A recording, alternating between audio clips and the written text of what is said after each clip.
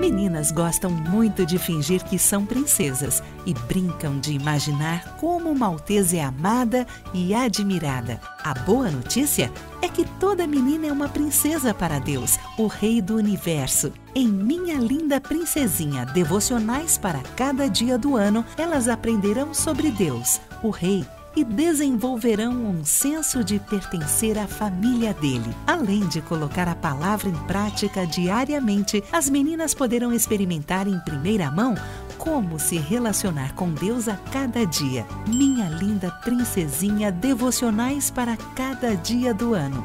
Um produto com a qualidade CPAD.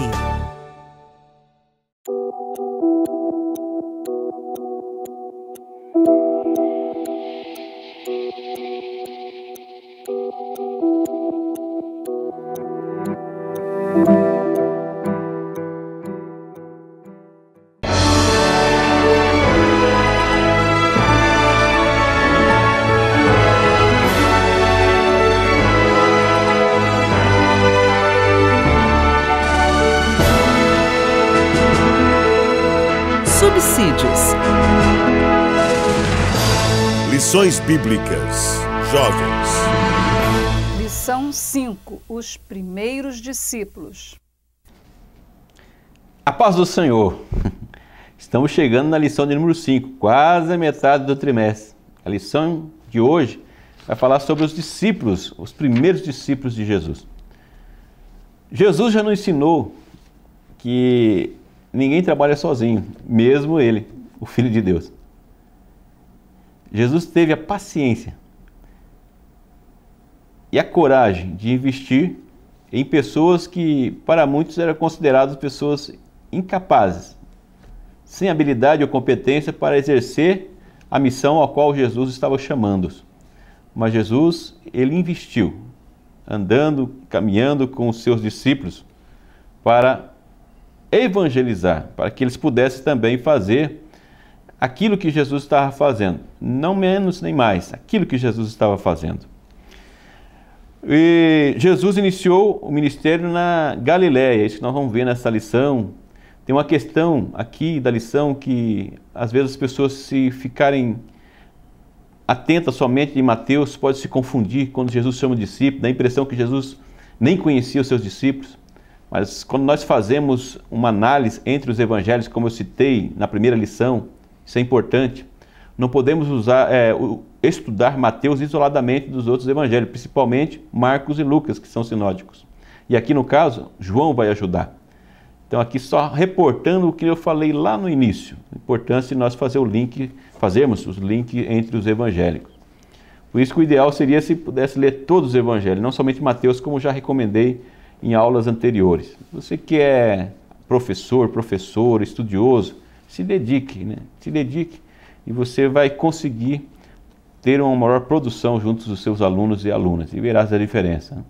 O primeiro tópico fala sobre os chamados para serem pescadores de almas. Primeiro item, o discípulo recebia formação aos pés do mestre. A escolha do discípulo não era assim uma coisa tão simples, mas era algo relevante, porque os mestres eram quem escolhiam os seus discípulos.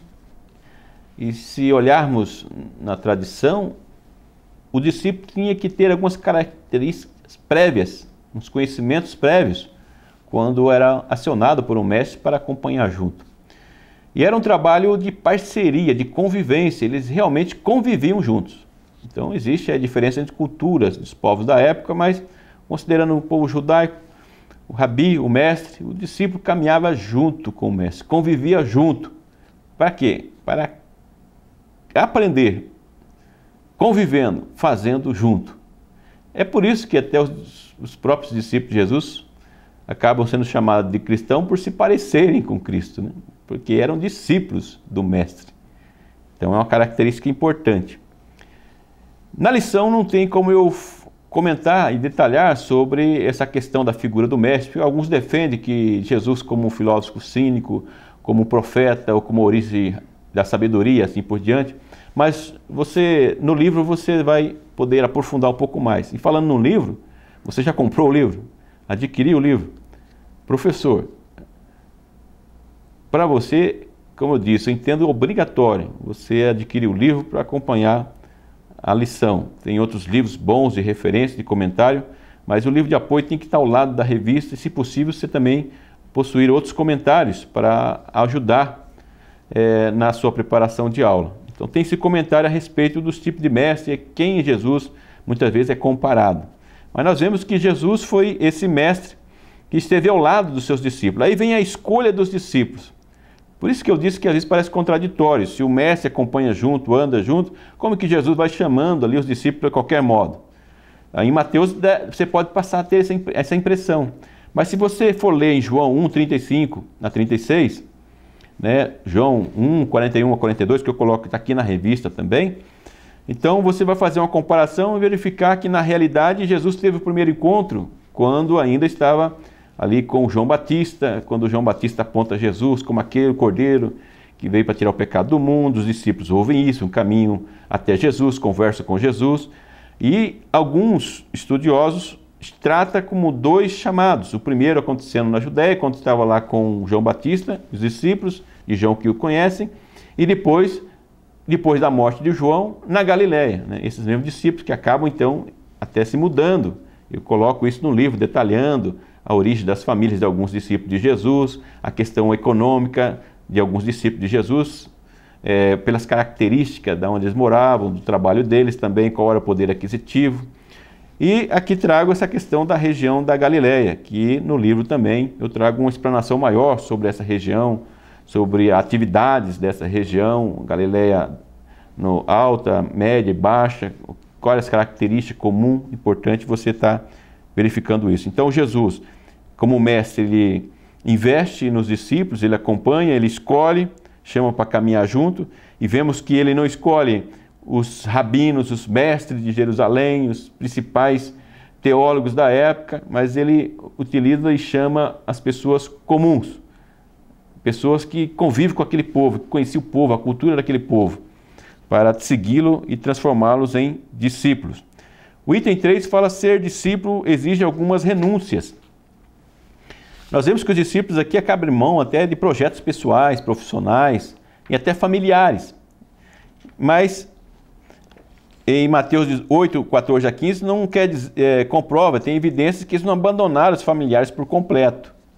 Mas aqui vale ressaltar o cuidado que às vezes muitas pessoas usam o texto da chamada dos discípulos para dizer que pode abandonar a família, abandonar todo mundo, porque tem um chamado de Deus. Então cuidado com isso.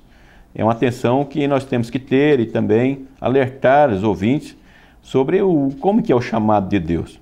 E também identificar que esse é um caso específico que aconteceu na época, era um momento específico do ministério, o início do ministério de Jesus, a formação dos discípulos, a pregação do Evangelho e assim por diante. O segundo tópico, o discipulado, melhor dizendo, como estratégia de crescimento.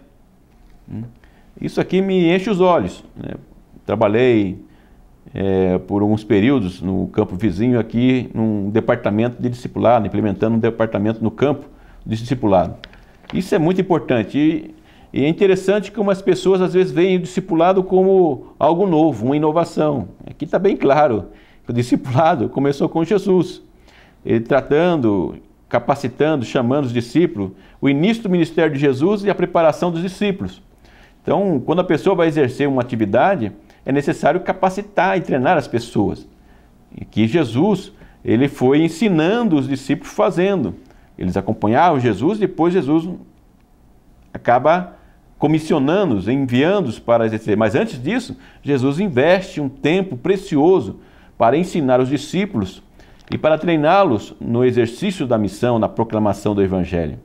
O item 2 fala da difusão das boas novas pelos discípulos. Então nós vemos aí que depois de preparados, capacitados, Jesus os comissiona, os envia a pregar o Evangelho, dando a eles autoridade e também responsabilidade. É muito importante a questão da delegação. Às vezes lidamos com pessoas centralizadoras que puxam tudo para si, muitas vezes até com medo de perder a glória, entre aspas, o reconhecimento, mas Jesus demonstra aqui que temos que investir nas pessoas, nos liderados. Quando um líder, que é um verdadeiro líder, ele investe no liderado, e quanto mais cresce o liderado, mais ele cresce junto também. porque foi ele que formou. Igual tem pessoas que às vezes estão em determinado local, determinada função, falam assim, eu saí de determinado local, determinada função, depois que eu saí, acabou. É sinal que ele não fez o papel dele como líder. Tem que pensar na sucessão, na preparação de pessoas. E aqui nós vemos que os discípulos, eles saem pregando o evangelho, assim como Jesus orientou, e existe aí uma repercussão, né? Porque o evangelho é pregado e as pessoas são alcançadas através da mensagem do evangelho, porque eles eram discípulos atentos também. Então a estratégia do discipulado de Jesus continua atual. Essa é uma estratégia que funcionou na época de Jesus e funciona ainda hoje. Tem pessoas que acham assim, não, o discipulado era para a época de Jesus, era uma necessidade, não tinha recurso e tal. E agora nós temos obreiros, pessoas com boas preparações, conhecimento teológico e assim por diante. Há muitas vezes atribuindo para aqueles que estão lá no púlpito, na frente, com uma função de pregar e evangelizar. Mas o resultado está nas ovelhas, é a ovelha que reproduz a ovelha. Então os discípulos são... Todos nós somos discípulos. As pessoas que conhecem Jesus, são salvas, são chamadas para serem discípulos de Jesus. Pregar o evangelho. Por isso que é importante nós estarmos na escola dominical. Veja a importância da escola dominical. Um momento onde você pode questionar o professor. No culto, você não tem essa oportunidade. E é bom você, professor e professora, ressaltar isso na sala de aula, valorizando e chamando os seus alunos e alunas para serem discípulos também no sentido da escola dominical, divulgar a escola dominical, chamando as pessoas para estarem juntos, aprendendo, para que possam também transmitir isso a outras pessoas. Então, essa estratégia de Jesus, ela foi produtiva, eficaz e continua sendo hoje ainda. Então, uma igreja que investe no discipulado, capacitando as pessoas, os membros, para que em coletivo, uma coletividade, a comunidade como um todo, pregando o evangelho, os resultados são muito maiores. Não adianta achar que são somente os obreiros que podem fazer evangelização e pregar o evangelho. Então, a igreja que faz isso, ela recebe os resultados de forma positiva. O item 3, a eficácia do ensino do mestre. Aí fala sobre a didática de Jesus, as histórias utilizadas pelo mestre, como as parábolas para o ensino. Nós vemos aqui a parábola dos 2 alicerces. Jesus, ele é o mestre por excelência, né? Já ouvimos muitas vezes essa frase. Então, e ele recebe o título de mestre, o reconhecimento, como vemos aqui no capítulo 7 de Mateus, dizendo assim que, mas Jesus, ele ensina de uma forma diferente dos escribas e fariseus. E a autoridade de Jesus, como eles enfatizavam que ele ensinava com autoridade, estava no exemplo.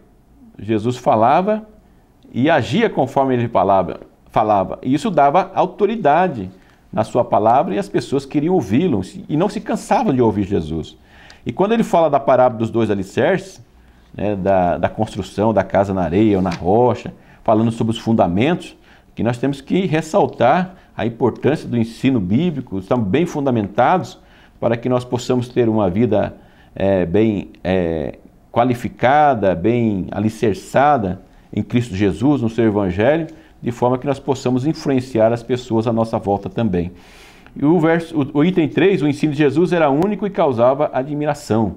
Então aqui é isso que eu acabo de comentar, sobre como o povo se maravilhava com o ensino de Jesus, como ele ensinava de uma forma didática, simples. Às vezes a gente quer inventar muita moda, falar com uma complexidade das coisas que nós conhecemos e não alcançamos o nosso objetivo. Então Jesus, ele alcançava o objetivo pela sua objetividade, pela sua simplicidade, sabendo lidar com o povo e falando na linguagem do povo. Mas então, professor e professora, o que nós aprendemos na lição de hoje? Vamos ver o que eu comentei aqui? Nessa lição de hoje nós aprendemos, em primeiro lugar, que Jesus escolheu os discípulos e investiu tempo para capacitá-los para serem discipuladores. Isso exigiu deles renúncias pessoais, profissionais e familiares. Então nós vimos, no primeiro tópico da lição, como Jesus investiu nas pessoas que ele liderava. E é um exemplo que nós devemos levar para a nossa vida e também para as pessoas que estarão nos ouvindo. Investir nas pessoas, que as pessoas crescem, nós crescemos juntos também e sabemos que isso envolve renúncias. Em segundo lugar, a estratégia de Jesus teve êxito, pois os novos convertidos também se tornavam discipuladores de novos crentes. Então nós vemos essa reprodução. Jesus formava discípulos, os discípulos compreendiam, formavam novos discípulos, e assim que o Evangelho chegou até nós. E por fim, o modelo de discipulado de Jesus continua atual e eficiente para o crescimento. Então nós vemos que o modelo de Jesus não era somente para aquela época, durante a igreja primitiva, a história da igreja e até os nossos dias. E ter Jesus, o referencial de mestre, o mestre por excelência, olhando para Jesus como ele fazia no seu ensino, no encaminhamento dos discípulos, nas suas pregações, nos ensinos, que nós possamos ter ele como referência e ensinarmos de forma mais objetiva. Muito obrigado, professor, professora, aluno da Escola Dominical. Divulgue esse vídeo. Que Deus continue abençoando e até o próximo vídeo.